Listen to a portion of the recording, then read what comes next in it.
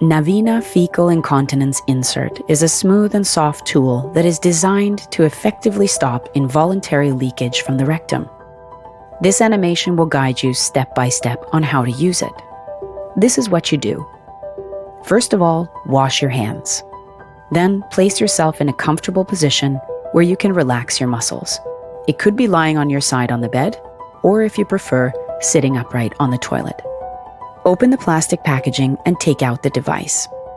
Hold it by pinching the device retainer with the white plastic applicator inside, between your thumb and index finger. The insert is pre-lubricated to ease the insertion. Align the tip of the bulb with your anus. Relax your muscles and gently insert the device. Keep pushing until the broader retainer rests on your anus. Withdraw the white applicator and discard it together with the packaging in the regular trash. Wash your hands when you are done. Once the insert is in place, it seals the rectum at the anorectal junction, helping to prevent accidental bowel leakage. The insert is designed for easy and convenient withdrawal. To remove it, grasp the retainer and gently pull to remove the device. Discard the used insert with the regular trash. Navina Fecal Incontinence Insert is a new way designed to manage accidental bowel leakage and help you feel safe in everyday life.